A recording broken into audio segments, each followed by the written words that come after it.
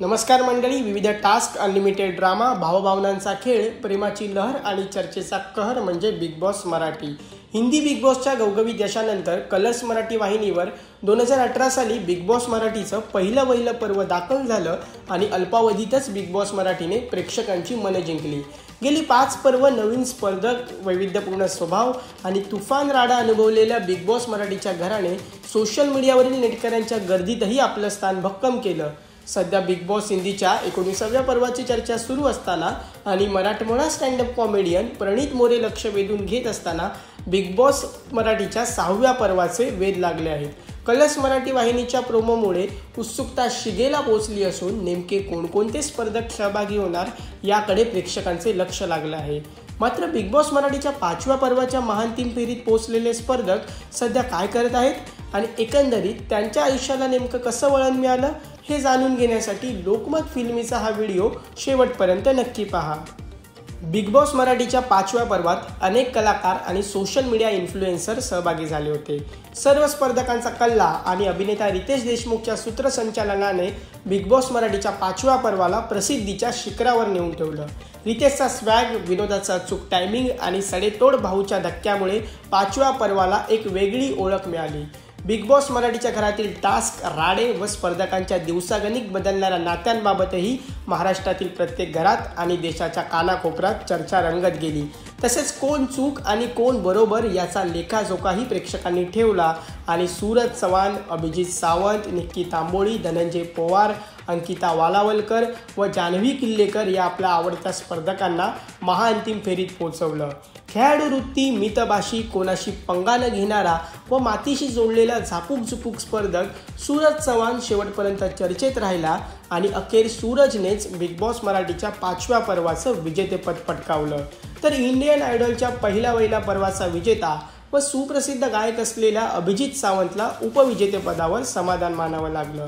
तसेच निक्की तांबोळी 3ऱ्या स्थानी, धनंजय पवार 4थ्या स्थानी, अंकिता प्रभू वालावलकर 5व्या स्थानी आणि जान्हवी किल्लेकर 6व्या स्थानी राहिली. मात्र बिग बॉस मराठीच्या 6व्या पर्वाचे वेध लागलेले असताना 5व्या पर्वाच्या महांतिम फेरीत पोहोचलेले स्पर्धक सध्या काय करत आहेत हे जाणून घेऊयात. सूरज चव्हाण.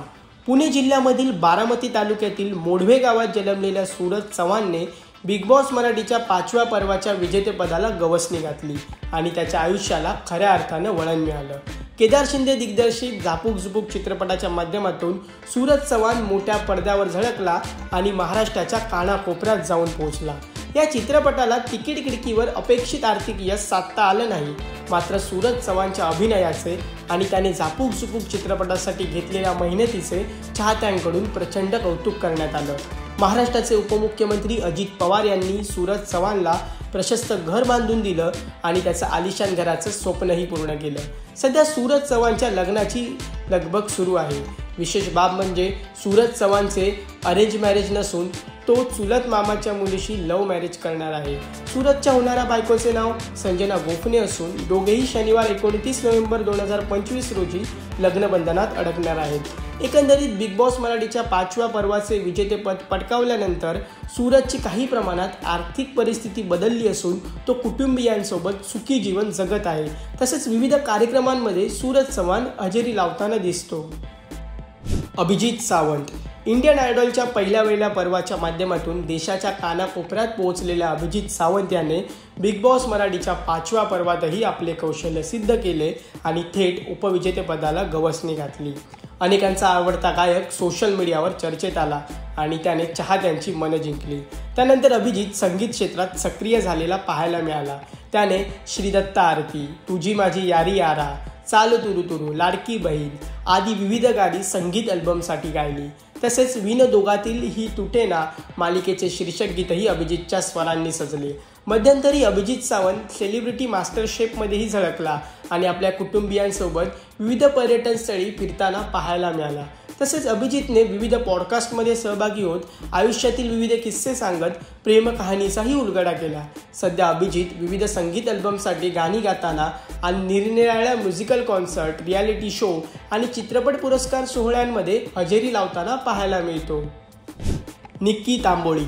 बाई काय हा प्रकार हे वाक्य असो किंवा इतर सदस्यांसोबत उडालेले खटके आदी विविध कारणांमुळे निक्की तांबोळी बिग बॉस मराठीच्या 5व्या पर्वाच्या घरात चर्चेत राहिली आणि 3ऱ्या क्रमांकाची मानकरी ठरली।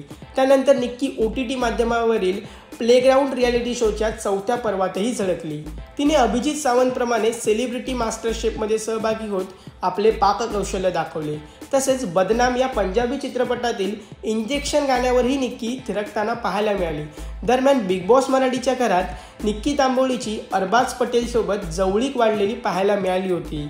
दोघांमधील हे नाते बिग बॉस मराठीचे 5वे पर्व संपल्यानंतरही पाहायला मिळाले आणि सध्या निक्की व अरबाज एकत्र फिरताना पाहायला मिळतात। तसेच इतर कलाकारांप्रमाणे निक्की तांबोळी सुद्धा विविध कार्यक्रम व रियालिटी शोजमध्ये हजेरी लावताना दिसते आणि सोशल मीडियावर तिच्या फोटोजना व व्हिडिओजना चाहत्यांकडून मोठा प्रतिसाद मिळतो। धनंजय पोवार आपला ग्रामीण बाज जपत धनंजय पोवार म्हणजे चाहत्यांच्या लाडक्या डीपीने बिग बॉस मराठीच्या घरात चांगलाच धुमाकूळ घातला आणि थेट 4थ्या स्थानी झेप घेतली। बिग बॉस मराठीचं 5वं पर्व संपल्यानंतर धनंजय पोवार आधीप्रमाणे कॉमेडी रील्स बनवत राहिला आणि विविध दुकानांच्या जाहिरातीही करताना पाहायला मिळाला। त्याने आपल्या वडिलांसाठी नवीन गाडीही खरेदी केली। या सगळ्यात धनंजय आषाढी वारीतही सहभागी झाला। तसेच यूट्यूबवर एक व्हिडिओ अपलोड करत कालकर्म चित्रपटात एका साधूबाबाच्या भूमिकेत झळकणार असल्याची धनंजयने माहिती दिली। या चित्रपटात धनंजय अभिनेते मकरंद देशपांडे व बिग बॉस मराठी फेम वैभव चव्हाण आणि इतर कलाकारांसोबत पाहायला मिळणार आहे। धनंजय ही विविध कार्यक्रम व रियालिटी शोजमध्ये हजेरी लावताना दिसतो। दरम्यान धनंजय पोवारचं कोल्हापुरात फर्निचरचं दुकान आहे, पण त्याने नुकतीच नवीन व्यवसायात उडी घेतली आहे आणि dpdada.com या ब्रँड अंतर्गत चष्मा आणि गॉगल विक्रीचा त्याने नवीन व्यवसाय सुरू केला आहे। अंकिता प्रभू वालावलकर ओपन हार्टेड गर्ल म्हणून प्रसिद्ध असलेली सोशल मीडिया स्टार अंकिता प्रभू वालावलकर बिग बॉस मराठीच्या 5व्या पर्वात झळकली आणि थेट 5व्या क्रमांकाची मानकरी ठरली। बिग बॉस मराठीचं 5वं पर्व संपल्यानंतर अंकिताने आलिशान 4चाकी गाडीही खरेदी केली। तसेच अंकिताने 16 फेब्रुवारी 2025 रोजी संगीतकार कुणाल भगत सोबत लग्नगाठ बांधत आयुष्याची नवीन सुरुवात केली। हा लग्न सोहळा सिंधुदुर्ग जिल्ह्यातील वालावलमध्ये असणाऱ्या लक्ष्मीनारायण मंदिरात पार पडला।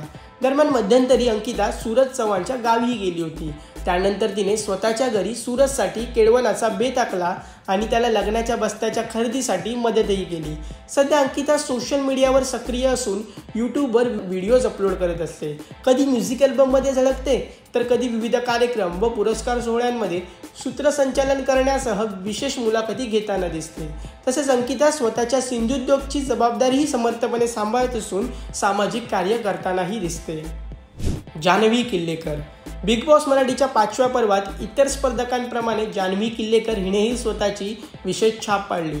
तसेच जान्हवीनं महान टीम फेरीत बिग बॉसने दिलेली 9 लाखांची बॅग उचलली आणि सर्वात आधी घरातून बाहेर पडत 6व्या स्थानी राहिली।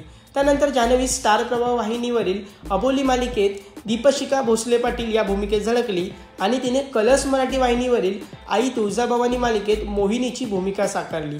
तसेच तिने विविध पॉडकास्टमध्ये सहभागी होत आयुष्यातील संघर्षाचाही उलगडा केला। सध्या जान्हवी किल्लेकर सोशल मीडियावर सक्रिय असून विविध गाण्यांवर थिरकताना पाहायला मिळते। बिग बॉस मराठीच्या 5व्या पर्वानंतर जान्हवीने मालिकांमध्ये वैविध्यपूर्ण भूमिका साकारण्यावर भर दिलेला पाहायला मिळाला आहे। त्याचबरोबर विविध कार्यक्रम आणि चित्रपटांच्या विविध सोहळ्यांमध्येही जान्हवी हजेरी लावताना दिसते। तसेच अनेकदा जान्हवी बिग बॉस मराठीच्या 5व्या पर्वातील सहस्पर्धकांसोबत आणि कुटुंबियांसोबत वेळ घालवताना पाहायला मिळते। एकंदरीत बिग बॉस मराठीच्या 5व्या पर्वानंतर महान टीम फेरीतील स्पर्धकांच्या आयुष्याला नवीन वळण मिळालं आहे आणि सर्व स्पर्धक आपापल्या आयुष्यात नाविन्यपूर्ण काम करत चांगली कामगिरी करत आहेत। तर सध्या बिग बॉस मराठीच्या 6व्या पर्वाबाबत चर्चा सुरू आहे आणि या पर्वात तुम्हाला कोणकोणत्या कलाकारांना तसेच सोशल मीडिया स्टार्सना पाहायला आवडेल हे आम्हाला कमेंट करून नक्की कळवा। तसेच हा व्हिडिओ तुम्हाला कसा वाटला हे आम्हाला नक्की कळवा आणि मनोरंजन क्षेत्रातील घडामोडी जाणून घेण्यासाठी लोकमत फिल्मीला सबस्क्राईब करायला विसरू नका। पाहत रहा लोकमत फिल्मी।